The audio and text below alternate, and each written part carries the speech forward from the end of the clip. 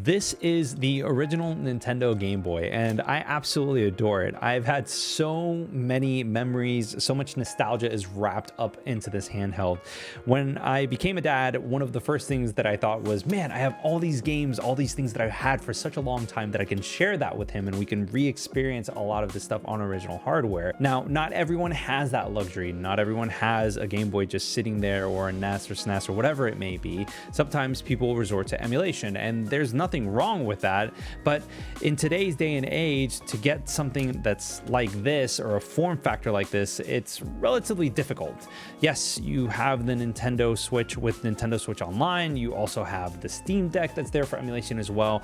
But something that is very easy and user-friendly that I found is the Anbernic RG35XX. I've seen plenty of videos online, plenty of other YouTubers have talked about it, so I decided to get it for myself and see whether or not this was something that I would recommend. At $55 or $55.99 with $12 shipping, I can't beat it, honestly. Like, this is something that blew me away for the price and the performance. It's awesome. Not only that, but it also comes with a ton of games, which is totally illegal, but it is what it is. I unboxed this while streaming online, and I was just immediately blown away by the amount of games that was here. The IPS screen looks absolutely amazing, but overall, the handheld is well built for what it is. Inside the box, you're going to find the unit itself, as well as a USB-A to USB-C cable for charging. There's also a screen protector that they put in the package, and thankfully, honestly, Anbernic, they also threw in some wipes to just prep up the screen for installation of that screen protector, and there's also some documentation just giving you a quick tour in terms of how to use the unit itself with the installed OS. If you look on the left-hand side, there is a volume rocker to increase or decrease your volume. On the front side, there is a D-pad, menu button, start and select button, as well as a Y, X, and a BA button. On the right-hand side of the handheld, there's a power button, a reset button, and two micro SD cards, which honestly, I'm glad that there's two cards, but we'll get into that later. On the back side, you're going to have your triggers. So you have the R1, R2, L1, and L2. On the bottom, there is a USB-C as well as a 3.5mm jack. And on the top of the unit, there is a micro HDMI output, which I don't really see why that's there, but I guess it's a nice to have. I don't know. It definitely threw me off.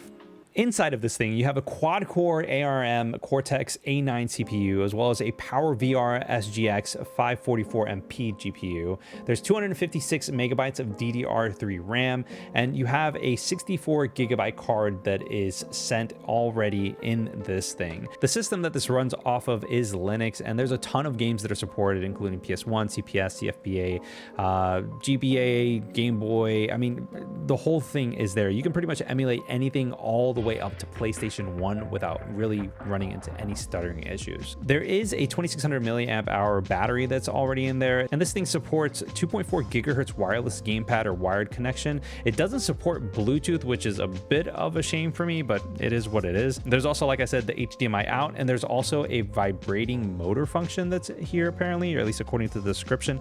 I haven't experienced that personally, but I hope that I can play some games and actually get it to work. So let's talk about this screen. This thing is absolutely freaking gorgeous. I love being able to play some of these retro games on this screen. It is absolutely beautiful, and even in the middle of a midday gaming session, it stands out and it holds all on its own.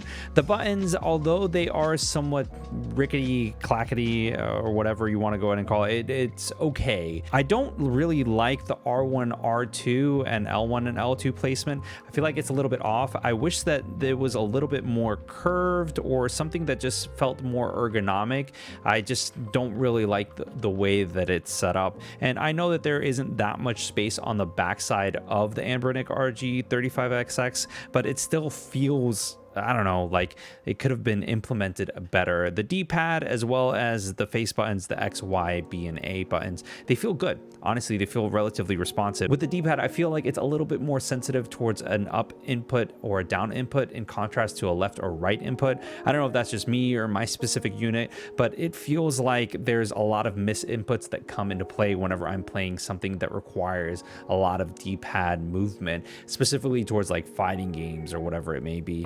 sometimes with some side-scrolling platformers like Sonic or even some Mario games, there are some misinputs that come into play, but regardless, I digress. To be honest with you, I don't see myself pushing the hardware too much. I definitely see myself playing more Game Boy, Game Boy Color, Game Boy Advance titles on here, NES, Super Nintendo. I don't see myself playing anything like PlayStation 1, or I've seen some videos of N64 games running on this. I just don't see myself pushing the hardware that much. I want games that are easy to pick up, easy to put down in case I run into any issues, or if my commute ends to work or whatever it may be. Just something that is fun and easy to jump in, jump out, and just keep on going. So when you look at the Anbernic and the OS that's already there, it's pretty straightforward. You have your game rooms, your favorites, history, search, and settings.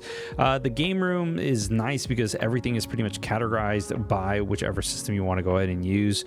From here, you can pretty much go into anything. And I don't like the way that the numbers are there because it pretty much messes up the alphabetical order of things. So you're better off actually searching for things. But honestly, it does a really good job of keeping things going. If you look into your history, you can see the games that you've played recently and you can revisit them.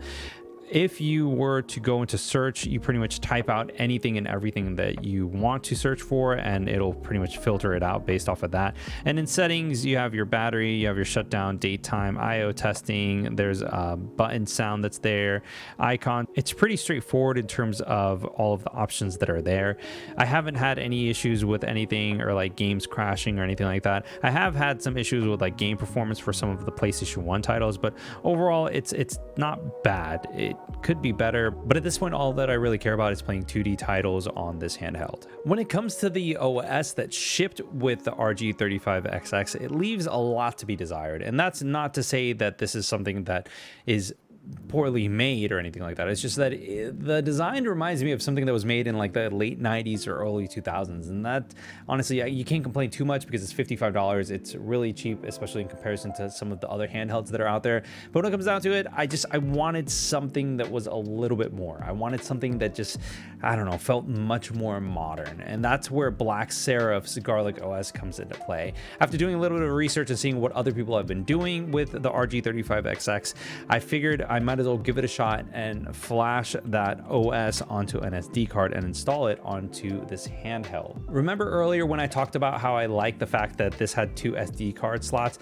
That's where all of this comes into play. Technically, you could go ahead and do a single card installation for Black Seraph's GarlicOS, but at the end of the day, you can have one SD card run the entire OS and then the other one have your ROMs housed in, which is great for having multiple different cards or moving your ROMs from one place to the other. It makes things a lot easier at the end of the day, and just having something that's there that's just ready to go if needed is just awesome. Now, just to keep in mind, I would recommend getting a new SD card. The 64GB SD card that came with my RG35XX was just really poor quality. Like, it just wasn't good at all. So I would recommend something from SanDisk, Samsung, whatever it may be, just something that's better than what came with my unit. So the cool thing about GarlicOS is that all you have to do is just hold the power. It'll go ahead and turn on and everything will just automatically populate. The first time that I loaded this up, I was actually blown away.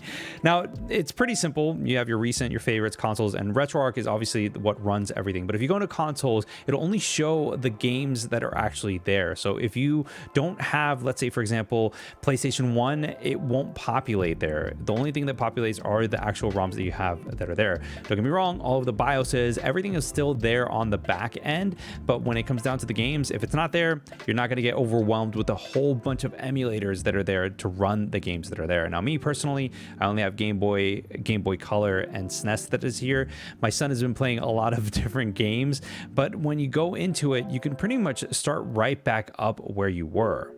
For example, my son was playing Super Mario Land, and he absolutely loves the whole aspect behind it. And when he started playing it, he didn't really notice that the aspect ratio was off. And if you wanted to, you can go onto the back end and you can adjust the scaling so that it goes back and reverts to its original ratio. This is honestly great for keeping that whole nostalgic factor into play, but honestly, it doesn't make that much of a difference, at least for me. Now, I know hardcore people that are into that will go ahead and highly appreciate this feature, and I'm just glad that it's part of everything. This is, again, thanks to the RetroArch in this system. One of the games that I do look at a lot is Yoshi's Island. Super Mario World 2, Yoshi's Island really pushed the Super Nintendo, and that pushes a lot of emulators as well because of all of the effects and everything that is happening, especially the title screen. Thankfully, there is a little FPS counter that you can go ahead and toggle on when you want to go ahead and see how many FPS is actually being rendered on the handheld itself. This is just pretty much for seeing the performance of an emulation actually happening as you're playing the game. But regardless, it's still awesome to have, and I like the fact that all of these features are built into the OS itself. If you hold the menu button, an array of shortcuts pops up onto the handheld itself, and this is great in case you, for instance, forget a specific shortcut or you just want to be reminded of how to do a specific thing. Regardless, if you're new to the OS itself, it's just a nice to have. Now, you can literally stop playing a game and you can come back to it whenever, and it should pretty much run absolutely fine. There are multiple save states that are there. You can turn off the Anbernic RG35XX with GarlicOS and turn it on, and it just starts right then and there, right where you left off, which is honestly awesome. Now, the age-old question, who is this for? Now, immediately I think of somebody that is looking into getting into emulation but doesn't want to really go off of the deep end, because this really truly is a pretty much plug and play option. You go ahead and you get it and you start gaming right then and there. Everything's installed. You don't have to worry about searching for ROMs or BIOSes or anything like that. It's just running straight out of the box. This is also for somebody that is okay with tinkering for a little bit. With GarlicOS, you can flash a new OS, you can get new things running, and from there you're pretty much gaming and reliving memories from your childhood or experiencing games that you missed out on your childhood. This is really something that is great for travel as well. Yes, you have games that you can play on NSO if you're paying for that, or emulation through the EMU deck on the Steam Deck itself. But at the end of the day, with this form factor, this battery life, it allows for much more pocketability, portability, and being able to take things on the go. Not to mention that the form factor is just awesome. If you grew up playing Game Boy, Game Boy Pocket, even Game Boy Advance or SP, this is right up there and definitely feels high quality, especially for the price. So guys, let me know what you think in the comments below. I'd love to hear your thoughts on everything. And if you want to watch one of my other videos, then click this video right over here. Until next time, guys, I will see you on the next one. Peace.